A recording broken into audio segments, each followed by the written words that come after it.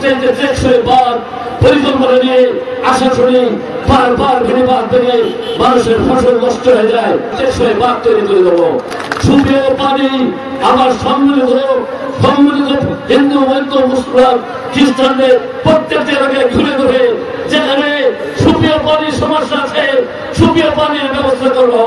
42,000 ভোটের ব্যবধানে নির্বাচিত হওয়ার পরে ওই কালীগঞ্জ দেবটার 17 ইউনিয়নের সমস্ত গলি পিচ ধরা রাস্তা করে দিয়েছিলাম, কাজীউদ্দিন ডিগ্রি কলেজ করে দিয়েছিলাম, কাজীউদ্দিন হাই স্কুল করে দিয়েছিলাম, দমদা কলেজ করে দিয়েছিলাম।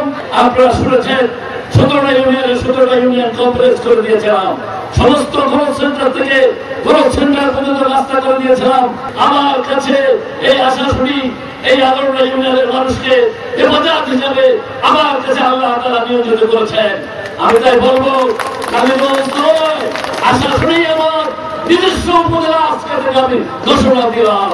তাই আমি বলছি আমি যদি আল্লাহ পাক আমাকে নির্বাচিত করে হকুল্লাহ হকুল ইবাদ আল্লাহ তাআলার ইবাদত বন্দেগী হবে ইবাদত, আল্লাহর সৃষ্টি মানুষের সেবা করার কথা।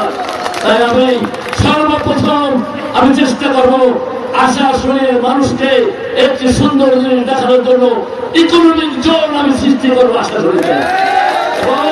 বিশ্বের সবচেয়ে টেকসই বাঁধ পরিকল্পনা নিয়ে আশাশুনি বারবার ঘূর্ণিপাত ভেঙে মানুষের ফসল নষ্ট হয়ে যায়, ঘের নষ্ট হয়ে যায়, ফেরি বাঁধগুলো আমি টেকসই বাঁধ তৈরি করে দেবো। এবং শুধু তাই নয়, সুপেয় পানি আমার সম্মিলিত হিন্দু বৌদ্ধ মুসলমান খ্রিস্টানদের প্রত্যেকটি এলাকায় ঘুরে ঘুরে যেখানে সুপেয় পানির সমস্যা আছে সুপেয় পানির ব্যবস্থা করবো। এবং আমি পানি নিষ্কাশনের জন্য সুন্দর পরিকল্পিত ড্রেনের ব্যবস্থা করব।